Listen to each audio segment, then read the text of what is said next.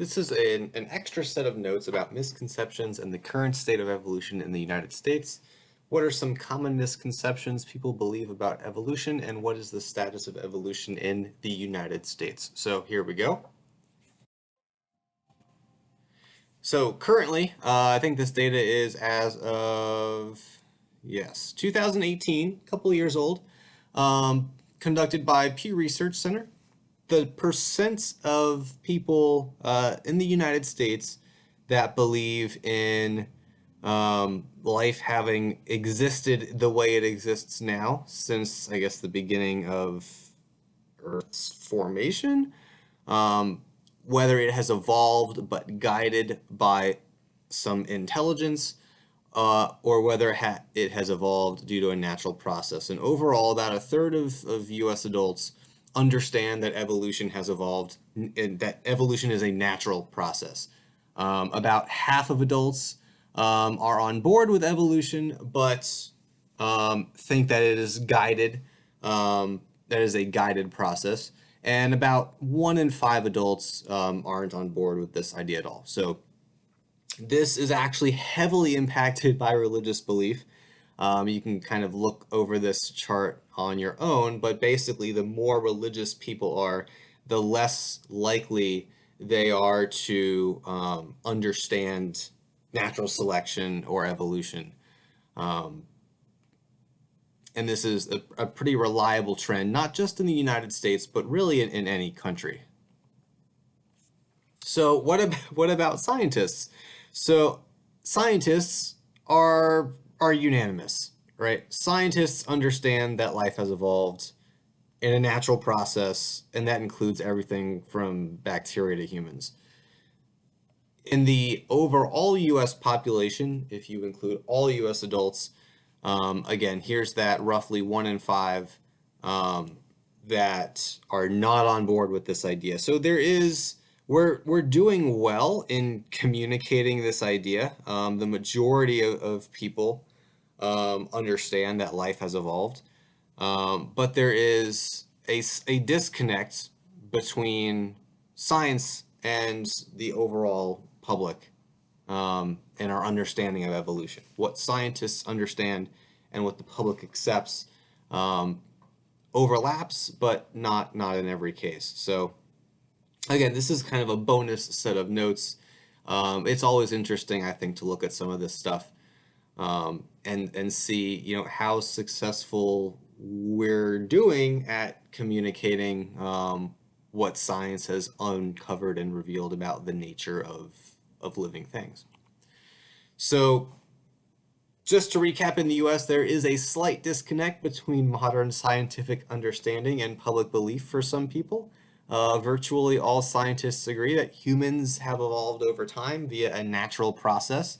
However, about 1 in 5 US adults don't think that we have evolved at all, that we just kind of have always been like this forever. And about half of US adults accept that we have evolved, but don't quite understand or are not on board with the fact that it's a natural process. So the good news here is that 1/3 of us are on the right page. We understand that life has evolved, including ourselves, and that evolution is a natural organic process. So that's a set of good news. And just to think about this as a scientist or as a budding scientist or someone who employs rational critical thought backed up with evidence, how would you approach conversations with people about evolution and natural selection? So consider, for instance, the others. So what would you say to someone who thinks the earth is flat? It is not, right? Who thinks that vaccines cause autism? Well, I don't want to say a lot of people, but there's a vocal minority that think this is the case, and again, vaccines don't cause this. Unfortunately, there's a large number of people, I'll say large again, but it's probably a very, very small vocal minority, that think the Holocaust never happened, when it very much in fact did, that think climate change is a hoax when it isn't, thinks that the moon landing was faked when it wasn't, or thinks that evolution isn't true when it is, right? how would you approach these conversations if you want to have the conversations at all? And remember that every human is susceptible to the confirmation bias, focusing only on information that confirms previously held beliefs, and ignoring information that causes cognitive dissonance, that causes uncomfortableness, um, or is conflicting with what you currently think. And, right, take into account when we talked about the backfire effect, this idea that even if you approach a conversation with data and facts and evidence, um, that attempts can easily backfire, and the person who you're having this discussion with might walk away even more convinced that the earth is flat, for instance. All right, so that's kind of an open-ended question for you to just kind of mull over. Some misconceptions about evolution, and it's nice to know why they're misconceptions, but you might hear some of these, you might not hear some of these, but these are some misconceptions that come up. Evolution is just a theory. Well, no, it's not just a theory, because theories have very specific scientific meanings, right? A theory in science is a well-tested explanation that accounts for a lot of hypotheses and observations, facts, and laws. And technically, if we're really getting into the nitty-gritty here, technically natural selection is the theory, evolution is the observation. Humans evolved from monkeys. Well, no. Humans and monkeys have a common ancestor, right? Humans and chimpanzees have a common ancestor, but it is factually incorrect to say something like humans evolved directly from chimpanzees, right? That's not true. We have a common ancestor with them. You have to go back a couple million years, depending on if it's a chimpanzee or like a New World macaque or Old World monkey or something like that. But again, for chimpanzees, it's about 4 to 6 million years. For the for our relationship with Old and New World monkeys, you have to go back, I think, at least 10 million years. But just how far back in time do you want to go before you reach that common ancestor? You have to directly observe evolution to know it happened. Not true. This is what lines of evidence are for. This is what fossil evidence is for. This is what genomic evidence is for. This is what embryological evidence is for. This is what all the lines of evidence are for that we've talked about, right? It also just so happens that we actually can observe evolution. This is particularly easy to observe every time you have a bacterial outbreak or a viral outbreak or usually small, quickly reproducing insects. I mean, this is not something that we have to wait millennia for. We can observe this in bacteria literally right now. MRSA, even bacterial infections like gonorrhea are very, very antibiotic resistant, and that's due to their evolution. Antibiotic resistance. Individuals evolve. No, they don't. Individuals live and die. It's populations that evolve. Remember, this idea that individuals evolve is Lamarck's idea of acquired characteristics, and it was swiftly disproven. Remember, individuals grow, but they don't evolve. They live and die. It's the population as a whole that evolves. It's the population as a whole where you can see the change in allele frequencies. An incomplete fossil record disproves evolution. You might hear this, you might not hear this, but a lot of people think that gaps in the fossil record somehow disprove evolution, and that's not true. Remember that fossils, first of all, they have to form. You have to be hard-bodied, or at least have hard-bodied components. You have to have lived in an environment where instead of being scavenged and eaten and bit apart, you were relatively quickly buried. And then discovered millions and potentially millions of years later by another species that knew you weren't a rock and didn't destroy you in construction and was able to identify you. So gaps in the fossil record are unavoidable. As we go on in time, we fill these gaps, but this in and of itself is by no means a knock against evolution or natural selection. This idea that natural selection is random. No, natural selection is very, very much not random, right? Um, the whole idea that individuals, due to their genetic differences and their phenotypes, are more or less adapted to their environment, is not a random process. This is not like willy-nilly, just like, oh, something evolved by chance. No, natural selection is very much so not random, right? Complex structures can't evolve. They absolutely can evolve, right? Like the eyeball, right? You don't have to have every single working function of your eyeball to have a functioning eye. I mean, there's a decent chance you're sitting here using glasses. And actually, if you are wearing glasses or wearing contacts, here's my challenge to you. Would you rather walk around all day with your eyes taped shut, which is basically having no eyes, or would you rather walk around all day without your glasses or contacts? Right? Without your glasses and contacts, you can still see, you can still kind of make out shapes. It's not as good as having your glasses or contacts in or on, but it's certainly better than walking around in the dark or walking around with your eyes shut. So this idea that complex structures can't evolve doesn't make any sense, because rudimentary structures, structures that we would consider to be um, like simple eyes, still have evolutionary value, or simple wings, for instance, still have evolutionary value.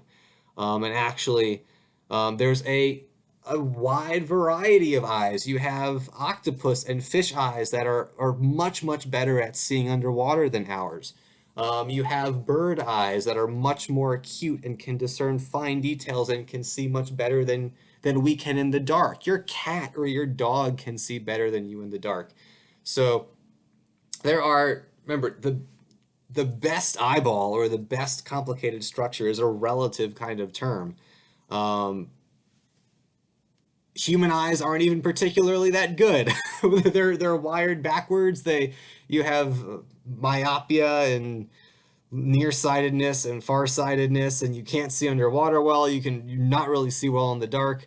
So this is not a knock against evolution at all. And actually, eyes have evolved, we know now, at least 3 or 4 times independently in different lineages.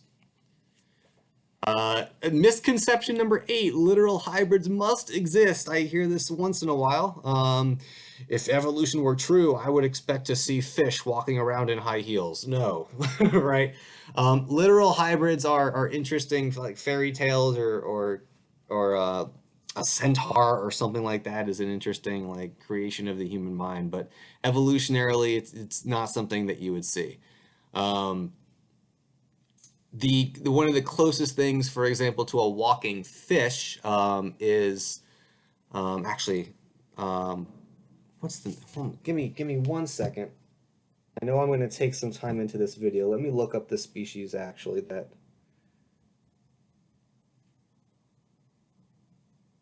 the name of this thing.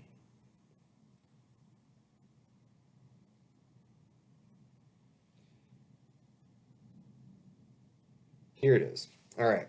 So there's a National Geographic. You're gonna have to do some research on this. There's a National Geographic video from March 2012. Um, it is a quote unquote walking fish. It has fins, but it can actually pull itself up on land for an extended period of time. But it would eventually have to go back in water. But let me see if I can look at this species.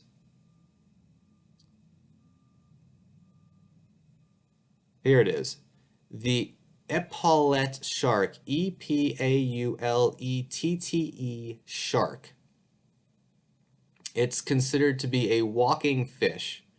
It's not, but it's the whole point is that even a fish that can walk, and I can actually show you guys the video in class, or quote unquote walk, it's not like it's going to have full on legs. It's not going to have like a femur or ankle bones or anything like that. It's going to look like a fish pulling itself by its fins up into rocks and stuff, right? So this idea that you have to literally have fish with legs or pigs with wings is a silly non-argument against evolution, but it is one that that kind of comically you'll hear every once in a while. Individuals can be perfectly matched to their environment. No, because the environment is constantly changing. Remember, perfection exists in our storytelling. It exists as an idea in our psychology, but perfection doesn't exist. Perfection is not a biological reality, right? Um, Organisms are not biologically superior, really, or inferior to others. It's not like you're better than bacteria. I mean, can you make thousands and thousands of offspring in an hour? No, you can't. You literally cannot. But bacteria can. So are bacteria superior to you? Well, I mean, in that regard, but as like them being more perfectly matched than you are to something doesn't quite make sense. So again, a misconception that you might hear occasionally, or perhaps maybe not. Um, Creationism and intelligent design are scientific and they disprove evolution. I had a student one year insist that creationism was a scientific theory, and it is not, right? So these are these are storytelling. I mean, you're more than welcome to believe in them, but they are not scientific concepts. They are not data based. Um, and their religious texts are not credible sources of scientific evidence.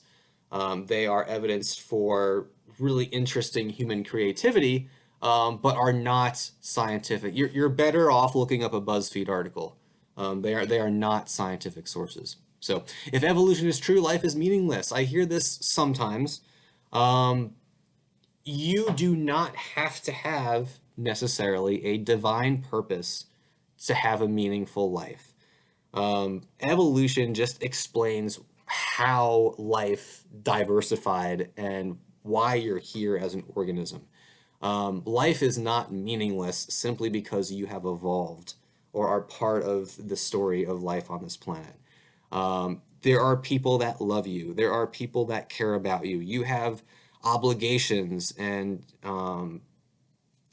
jobs to do. You will eventually have families to take care of, and you'll want kids eventually, or maybe not.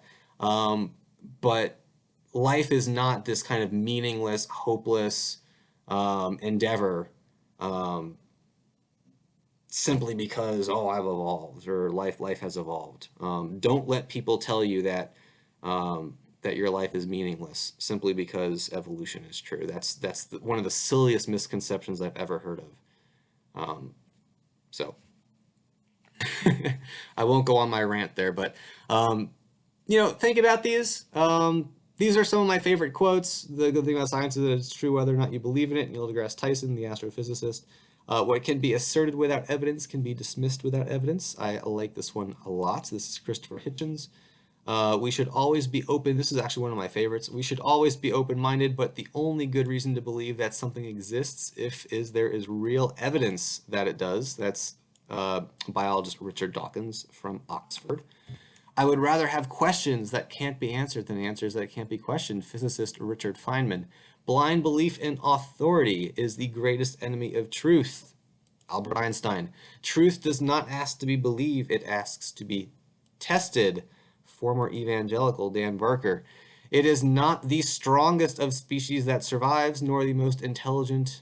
It is the one that is most adaptable to change, and that is, of course, Darwin. So I hope this was interesting. I hope it made you think, and I will see you later.